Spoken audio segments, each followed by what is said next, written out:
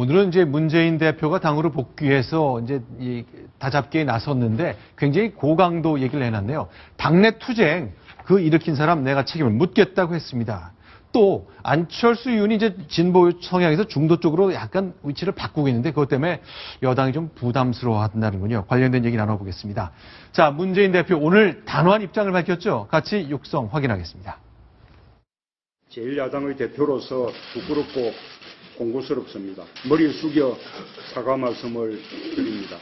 비례대표 공천을 비롯하여 모든 공천에서 아래로부터 상향식 공천혁명을 이루겠습니다.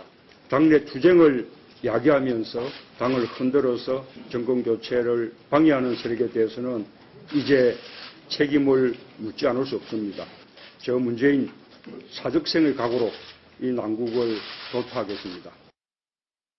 자, 그럼 이제 문재인 대표 얘기 두 가지 눈에 띄네요. 일단 당을 흔들었다 누군가. 그래서 정권 교체를 방해했다. 이런 세력이 있는데 이제 책임을 묻지 않을 수 없다고 했습니다. 어떤 의미입니까? 길증 기자. 일단 오늘 발언을 상당히 주목하고 있었습니다. 정치권에서. 네. 일요일 날 안철수 의원이 전격적으로 탈당을 선언하면서 문재인 대표가 당시 부산 고향으로 내려갔습니다. 네. 오늘 처음 이틀 만에 어제 하루 부산에 있다가 오늘 와서 이제 그 어떤 메시지를 던질까. 네. 이것에 상당히 주목했는데 역시 예상했던 대로 강력한 네. 사직생의 각오로 마이웨이 나의 길을 가겠다라는 천명을 한 겁니다. 네. 그러면서 동시에 안철수 의원을 비롯해서 그동안 당에서 문재인 대표 체제를, 지휘 체제를 흔들었던 많은 비주류 의원들을 향해 강력한 메시지, 경고 메시지를 던진 거죠. 이제 더 이상 여기서 흔들면 네. 나도 나의 길을 가겠다라는 네. 입장을 밝힐 겁니다. 자, 당을 흔들었다. 그래서 정권 교체를 방해했다. 이런 평가에 좀 동의할 수 있을지 모르겠네요. 비주류 쪽에서는. 그건 이제 문 대표나 그 친노 의원들의 입장에서는 네. 아니 합법적으로 선출된 당 대표 지난번에 또 혁신안에 대해서 재신임까지 9월달에 통과된 대표에 대해서 자꾸 물러나라고 하면서 어떤 그 대표의 또 혁신안 집행을 거부하는 것. 네. 이것은 그 당대표를 흔드는 행위다. 네. 결국은 기득권을 지키기 위해서 당대표를 흔드는 행위다. 이제 이런 게 문 대표의 주장인 거죠. 네. 그러나 비주류의 입장에서는 당대표가 일단 선거 실패에 책임을 지고 물러나라는 요구를 거부하고 네. 혁신안도 일방적으로 밀어붙여서 결국은 내년 총선을 치를 수 없는 지도부를 만들어 놓고 그러한 데 대해서 당원에도 없는 문안박 요구를 한다든지 하면서 정당한 책임을 지지 않고 있다. 이런 게 이제 주장인데요. 그 문 대표가 얘기하는 책임을 묻겠다라는 것은 결국은 1차적으로는 20%의 현역 의원을 잘라내게 돼 있는 평가위원회를 통해서 1차적으로 이러한 당을 흔드는 세력들은 거기에 말하자면 불량한 의정 활동이나 불량한 당내 활동으로 쳐내겠다는 것이고 또한 두 번째로는 그 각종 윤리나 이런 데에 당윤리 심판원이나 이런 데를 통해서 해당 행위로 예를 들어 지난번에 황종 또 유성엽 전남북 그 도당위원장들을 회부했듯이 그렇게 쳐내겠다 이런 표시가 해야 됩니다. 자, 그러면요 이런 거죠. 현역 의원들 지금 이제 지역구 의원도 있고 비례대표 의원이 있는데 전부 뭉뚱그려서 맨 밑에 20%는 딱 드러내서 공천 주지 않겠다고 했잖아요. 그 심사가 지금 진행 중인데 지금까지 당을 흔들었던 사람, 나를 공격했던 사람, 그래서 정권 교체를 방해했다면 그 사람을 공천 주지 않겠다고 자른 것처럼 해석을 하셨습니다. 그런데 이렇게 말할 수 있는 것이 이제 이렇게 비주류 의원들이 잘 탈당 못할 것 같다고 생각하기 때문인가요? 어떨 거로 보세요? 일단 문재인 대표 측에서는 대선에 방해되는 사람을 몰아내겠다라는 게 아니고요. 새정치연합이 지금 현재 그 안철수 의원이 탈당함으로써 126명의 의원을 가지고 있습니다. 20%면 한 24명에서 한 30명 안쪽이 될 텐데요. 그 사람들을 시스템에 의해서 의정 활동이라든지 지역 여론조사를 통해서 그 국회의원으로서 좀 미흡했다. 이런 사람들을 이제 다음에 공천을 주지 않겠다 이런 뜻이고요. 근데 이제 비주류 의원들은 평가라는 게 어디까지나 주관적으로 이루어지기 때문에 미운 사람 몰아내는 거 아니냐. 이런 의심이 서로 간에 신뢰관계에 쌓여 있는 거고요. 신뢰가 깨진 거죠. 그다음에 이제 아까 말씀하신 대로 대표가 그분을 다 몰아낼 수 있느냐? 그럼 나갈 거냐? 이 부분에 대해서는 아직 평가가 진행되고 있습니다. 비주류 의원들도 말로는 집 나가겠다 하지만 실제로 엄동설안의 광야로 나가는 건 상당히 어려운 일입니다. 국회의원들한테. 그러니까 지금 현재 안철수 의원이 밖에서 정치 세력을 만들겠다고 했기 때문에 어떤 형태의 정치 세력이 만들어질지 이렇게 보고 있는 상황이죠. 만약에 안철수 의원이 만든 새로운 집이 많은 국민들의 지지를 받을 수 있을 것 같고 네. 번듯하다. 그러면 정말 많은 의원이 빠져나갈 수 있을 겁니다. 그렇지만 문재인 대표 측이나 친노 측에서 보면 새로운 정치 세력을 만든다는 게 간단한 일은 아니거든요. 그러니까 조금 더 추이를 지켜보는 것 같습니다. 네, 궁금한 게 있습니다. 좀 답을 좀 주셨으면 좋겠는데 많은 분들이 아니 안철수 의원의 중도 노선이 내 마음에 들면 나가는 것이지 왜 당선 가능성 좀 실력 있는 사람들이 많이 모일까 그런 구도를 보고 나중에 좀 저울질을 해보고 간을 보는 것 같은 것에 대해서 좀 불만이 있는 분들이 있거든요. 여기에 대해서 좀 설명을 좀 합니까? 정치가 물론 가치를 중심으로 가치가 많은 사람들끼리 모여서 정당을 만드는 겁니다. 근데 그 가치라는 것도 의원이라는 국회에 입성을 해서 법안으로서 현실화시켜야 되거든요. 근데 지금 말씀하신 대로 중도신당이라는 것은 대부분 다 수도권 의원들에 해당 그런 쪽의 가치를 갖고 있는 분들이 많은데요. 내년에 안철수 신당, 그다음에 새정치연합, 또 새누리당 3자 구도가 되게 되면 새정치연합 그 수도권에서는 대부분 3자 구도에서는 새누리당이 이깁니다.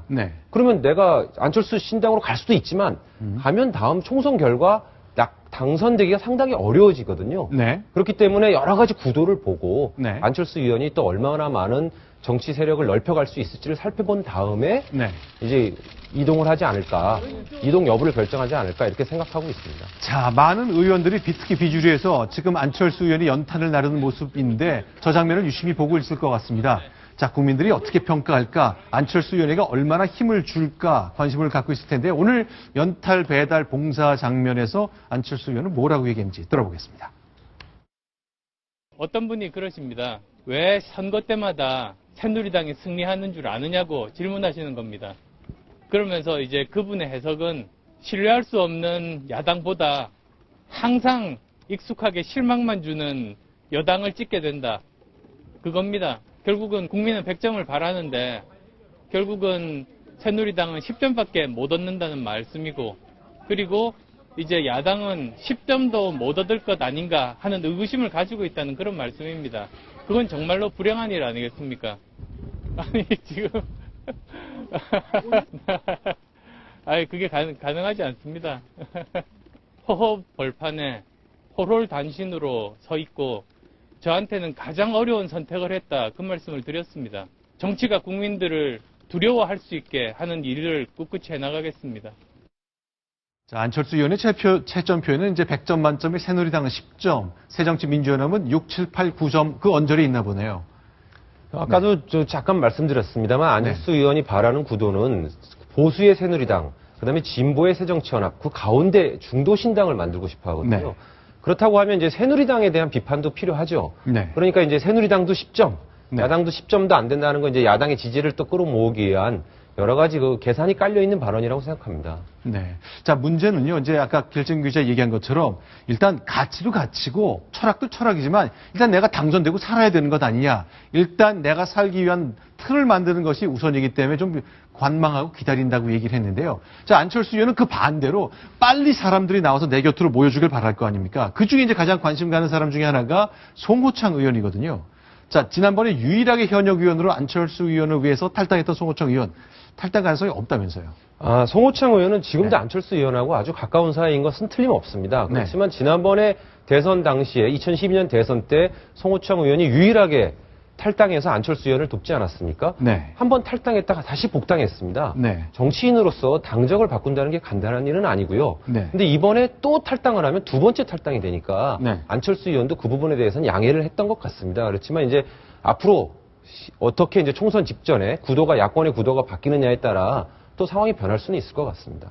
그러니까 송호창 의원 관점에서는 안철수 의원 내가 당신과 지난번에 같이 했는데 이번에도 당신이 문제의식을 갖고 당을 떠난 것 내가 동의한다.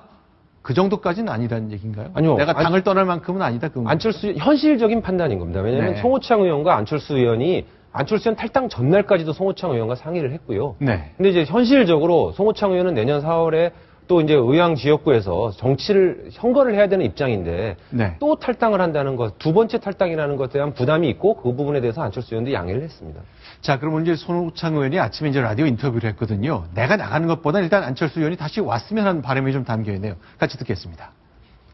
지금 상태로 갈라지게 되면 어쨌든 내년 1월이나 2월에 가서는 연대를 해야 된다라는 걸 가지고 또 소모적인 논쟁을 하게 될 것 아닙니까? 문 대표가 이제 안 의원을 어떤 방법으로든 지금 더 늦기 전에 찾아가서 얘기를 해야 된다는 거죠. 끝까지 잡아야 된다고 생각하는 거죠.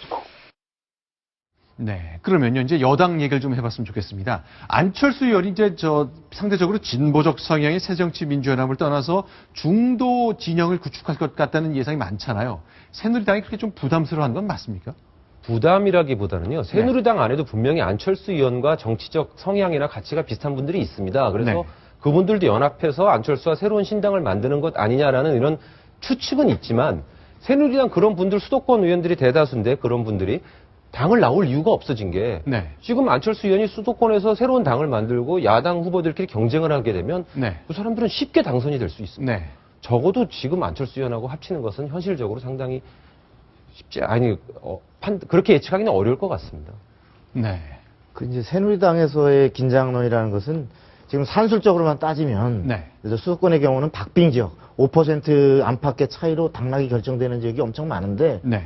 그런 데서 산술적으로만 보면 상당히 여당의 완사이드하게 유리해 보이지만 네. 만에 하나 그 수도권에서 서로가 죽으니까 두 야당이 안철수 신당과 새정치민주연합이 수도권에서 한정해서 네. 후보 단일화를 당 차원에서까지는 어려울지 모르지만 네. 후보들 그 지역의 후보들 간에 네. 자체적으로 이루어지는 야권 단일화가 있을 수 있습니다. 네. 그 경우는 그 제1야당과 제2야당이 네. 서로 간에 그 중도까지를 차지해서 지금의 새누리당이 상당 부분 끌어와 있었던 이런 네. 부분을 전체적인 야당의 외연이 스펙트럼이 넓어지면서 네. 이렇게 될 경우 만일에 수도권의 야권 후보 단일화가 이루어질 경우는 지금 희희낙낙하다가는 큰 코 네. 다친다. 네. 이러한 긴장을 얘기하는 거죠. 알겠습니다. 자, 한 가지만 더 얘기를 해볼까요? 자, 새정치민주연합의 이용득 최고위원 기억하실 텐데요. 닷새 전에 박근혜 대통령이 애도 안 낳아보고 뭐 이런 말 때문에 이제 비난이 많았었는데 오늘 닷새 만에 자신의 생각을 밝혔습니다. 내가 뭘 잘못했냐는 건데요. 닷새 전과 오늘의 발언 확인하겠습니다. 박근혜 대통령은 어찌된 건지 출산이나 제대로 알고 하시는 말씀인지 출산을 시키기 위해서 노동 개혁을 하겠다고 하니까 속된 표현으로 뭐 동물이 웃을 얘기입니다. 이용득 최고위원은 대통령의 발언을 동물이 웃을 이야기라며 비하했다. 이런 인물이 야당의 최고위원이라는 것이 도무지 이해할 수가 없다. 박근혜 대통령 미혼이라고 제가 비하한 겁니까? 여성을 무시한 겁니까? 이런 식으로 마녀 사냥식으로 몰고 저에게 겁박하지 마십시오. 이게 독재국가입니다. 네, 저 발언, 닷새 전 발언도 그렇고 오늘 해명도 그렇고 저것 때문에 시끌시끌합니다. 자, 더 이상 저희가 평가는 내놓지 않겠습니다. 판단은 시청자 여러분의 몫으로 좀 돌려야 될 것 같습니다. 자, 지금까지 이제 국내 정치 상황 좀 알아봤고요. 동아일보의 야당 출입 기자죠. 길증균 기자와는 여기서 좀 인사를 드려야 되겠습니다. 오늘 말씀 잘 들었습니다. 네, 고맙습니다.